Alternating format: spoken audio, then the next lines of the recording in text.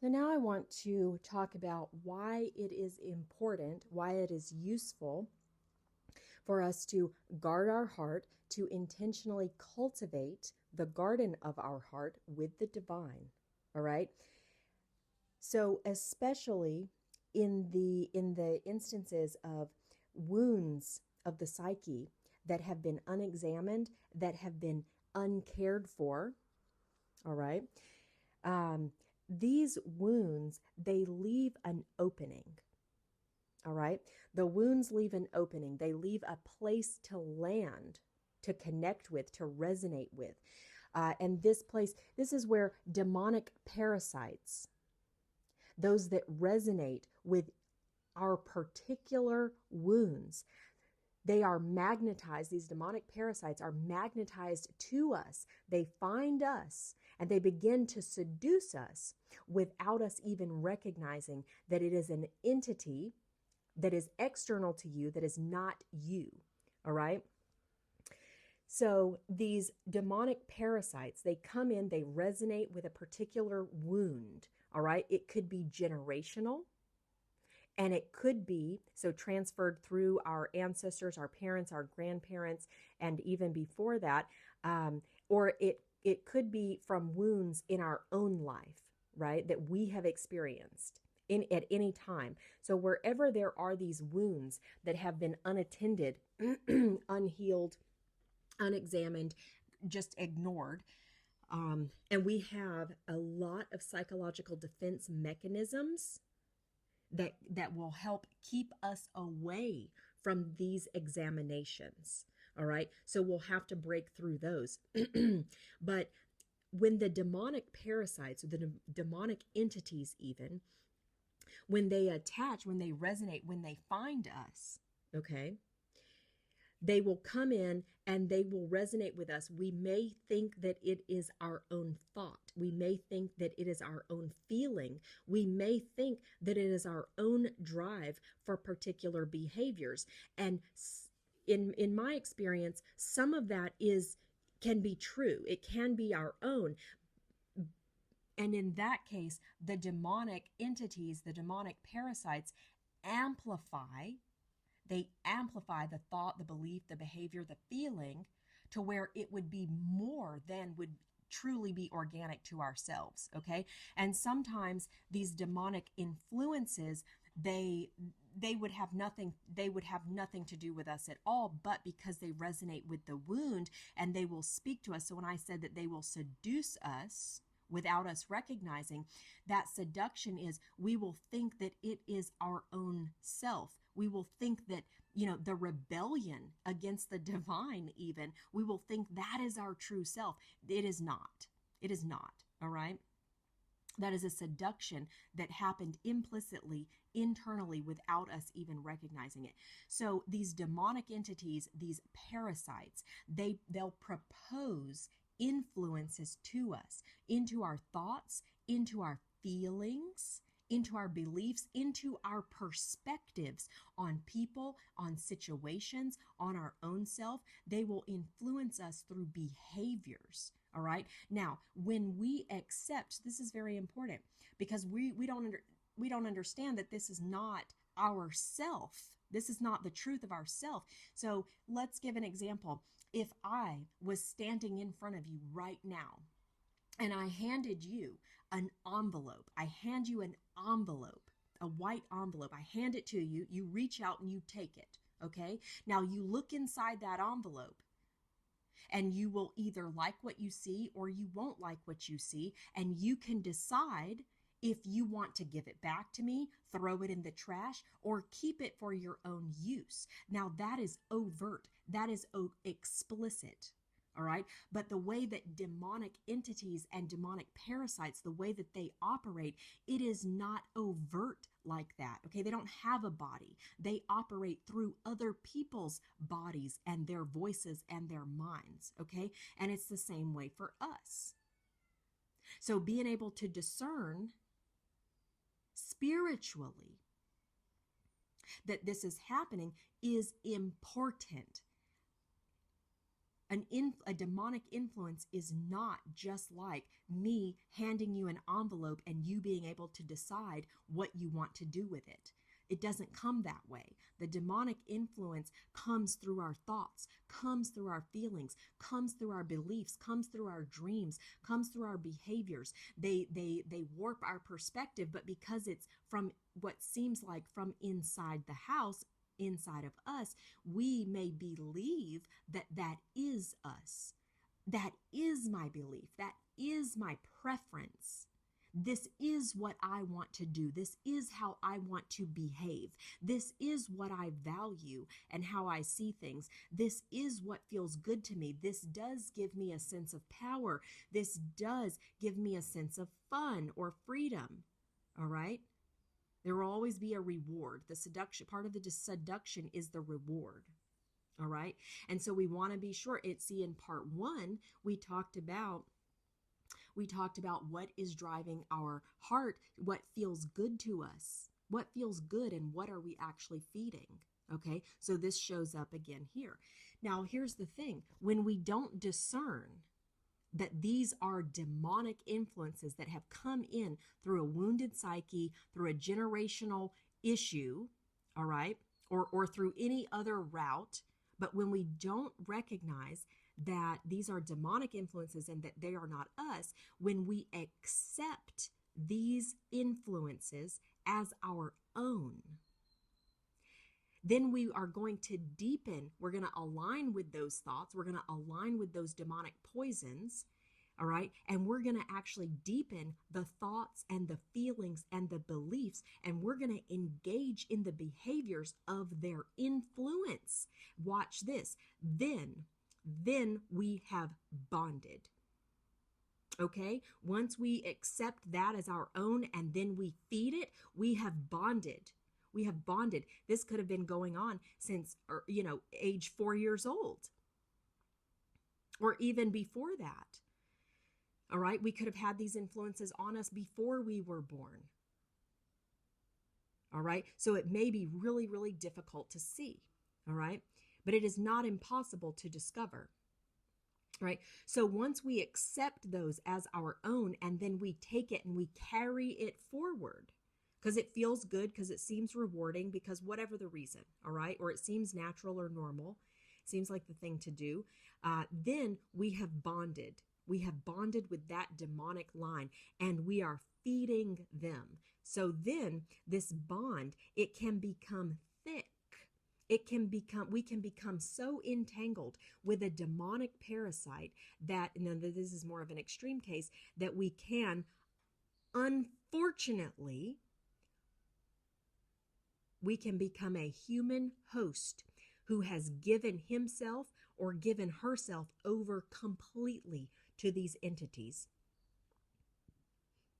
Okay, so we may allow demonic influence to take up so much residence in our mind and our heart and even our behaviors and the things we speak about and the ways that we believe that they become the operating system.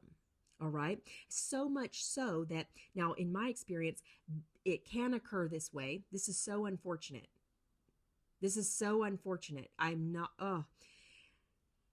That the essence of the original human being, the original soul, has absolutely no role or even appearance in their own life. So this is the case where you have the human being, the physical human being, you can have them right there in front of you living on the earth, but nowhere within them does their true soul operate anymore.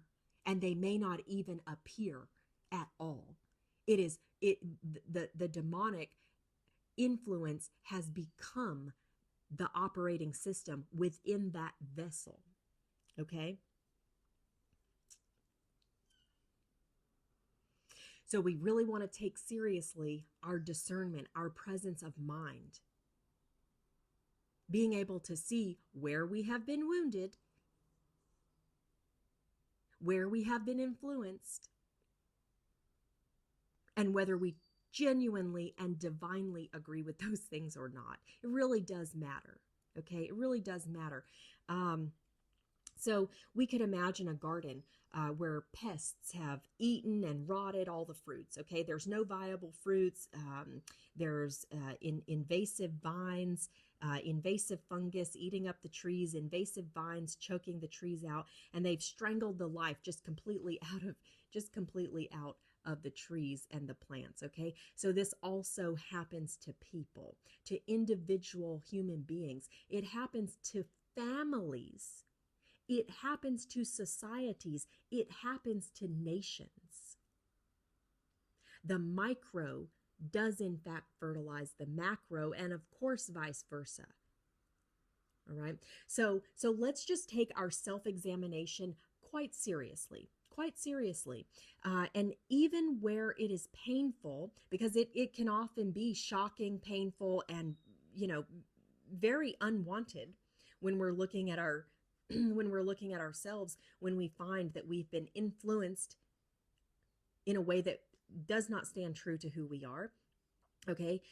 Or to admit that we were wounded as a child, and hey, that did hurt us. We're functional and we're overcompensating for it now, but hey, let's take that wound seriously. Let's give it some care. Let's give it some nurturance. Let's work to heal. All right. It does matter. It does matter, because what starts out as a wound can become a demonic possession in the extreme form. All right. But I wouldn't want any of us to be thrashed around or driven or tossed about by our wounds or even by demonic influence. All right. So let's take our self-examination seriously. Even where it is painful, it is better for it to be painful in our awareness, and it's not painful for forever, just for a little bit, than to be rotted out and to be devoured by parasitic entities who have already given up their own gardens. They've already given up their gardens. Now they're just here to rot ours. It's our task to not allow that. It's our task to embody our wholeness. It's our task to take up and embody our own divinity, our own walk with the divine. That's our task. It is our task to examine our own garden, to examine our heart, to guard our heart, but to cultivate, not just to heal wounds, but also to cultivate divinity and beauty, kindness, goodness, and wholeness, and even generosity. Okay? Reverence, awe, peace, all of these are beautiful flowers in the garden of the divine heart. Honor, integrity, there are a lot of beautiful flowers in the divine heart. So we can take whatever wounds were there, whatever rot was cropping up, and we can heal those places and we can replace them. We can discern demonic influence and we can shut it down. All right. And we can replace it and cultivate our heart in a garden of the divine. Okay. In a really, really beautiful place. All right. So let's come back. Let's come back to Matthew 12:35. The good person brings good things out of a good treasure, and the evil person brings evil things out of an evil treasure. Are we perceiving things with an evil mind or a good mind? Are we putting out from ourselves goodness or evil? What are we producing? How are we seeing things? How are we behaving and feeling about things? And where is that coming from from inside of ourselves? Okay. So we have the facade of words. What is motivating those words? We've covered that we can have words that they sound good, they sound justified, they sound reasonable. Maybe they match up with the explicit values of the community, even the congregation. Maybe they sound good to us. But what is truly within and upon the heart? What is motivating those words? Okay? Buttery words are smooth, but what if war is within the heart? What if division is within the heart? What if oh, I care for your well-being really means I want to divide your house?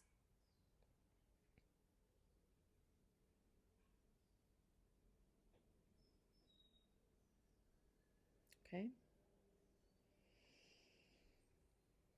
So we really want to know what is motivating us. A wound, a demonic influence, or God, the divine. So then we have self awareness, looking at the influences and the experiences that can wound us, that maybe have where we have gotten wounds in our psyche.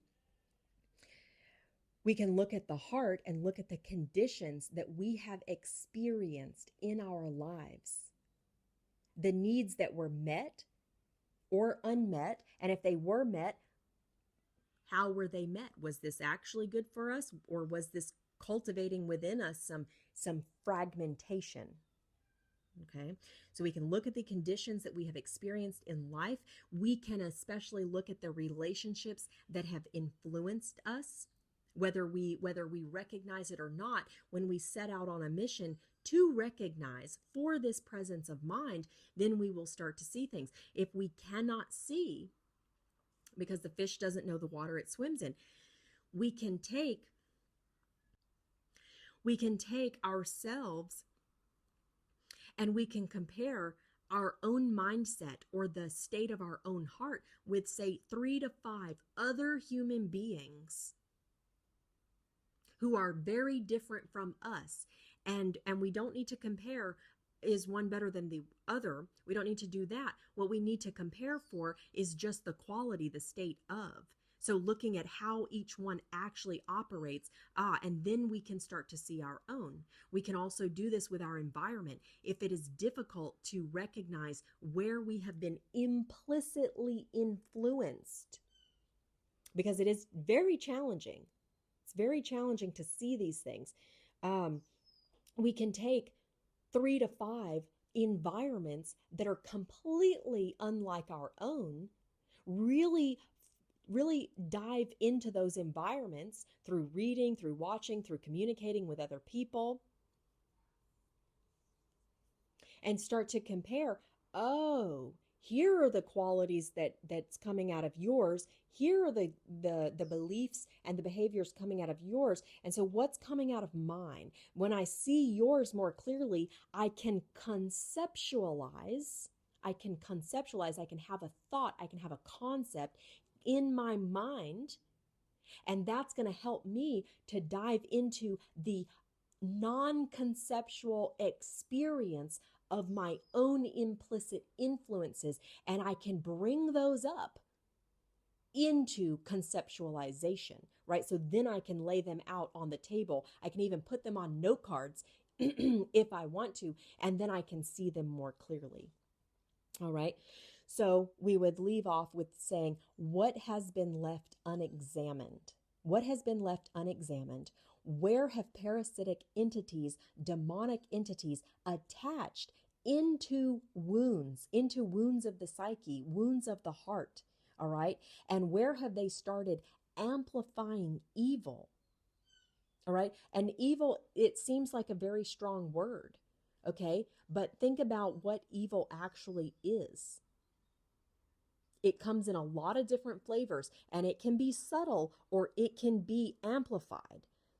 All right. But where have these entities started amplifying evil, either subtly or amplified, inside our own mind, inside our words, inside our feelings, inside our behaviors, inside our beliefs? Where have these entities also influenced us? Okay. I would encourage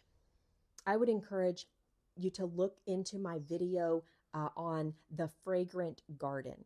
Okay, that is a prayer that I say at night before I go to sleep, and it does call for the divine to help cultivate within us the presence of mind, the courage of heart, and the spade in hand. All right. So the fragrant garden, it's a beautiful prayer, and it really asks for divine assistance in helping us to start looking through what kind of flowers are we really growing in our garden.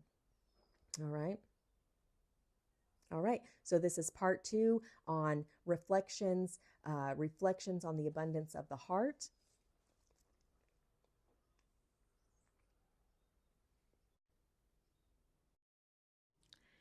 I hope that something in this conversation was immediately useful for you. I hope that you were able to gain something from anything that I've said that maybe would help you to self-reflect, to introspect, to look into the wounds that you may still be carrying, to look into, what does the garden of your heart look like? What is the state of your own garden? What is your own paradigm? And I hope that you will be able to start looking into things that may have been dormant or hidden within yourself that maybe would have also been fueling ways of being that are not true to you. All right. So I hope that you will be able to receive something from these words that will help your life to elevate, to improve. Okay, that is my hope for this conversation. I hope that some of the ideas for the self-awareness, the self-reflection, the introspection, the comparative paradigms, I hope that could be helpful for you. I hope, okay, I'm helping and hoping right here, so I'm getting tongue twisted, but I hope that those will be useful ingredients to your own cultivation and your own elevation in consciousness. And hopefully you'll be able to partner with the divine. Okay, I say we'll be able to. Of course, you'll be able to, but it's whether or not you want to. So I hope that you'll be able to want to partner with the divine, because a lot of this work that we're talking about right now, today, in this part 2, it can be heavy, it can be scary.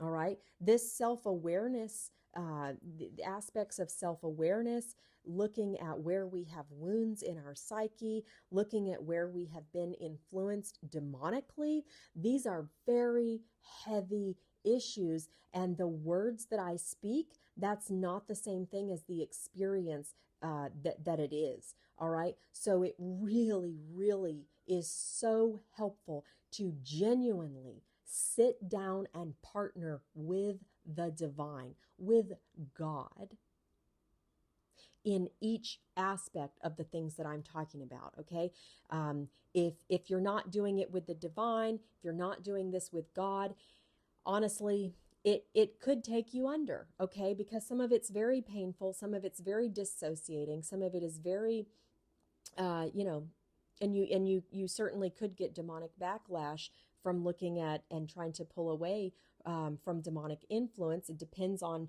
how deep your own situation is, but some people work with a therapist, and that can be useful too. But we really, really need to work with the divine. Okay, and be serious and be willing to listen to where the divine guides us, because the divine is going to show us where to look, what to see.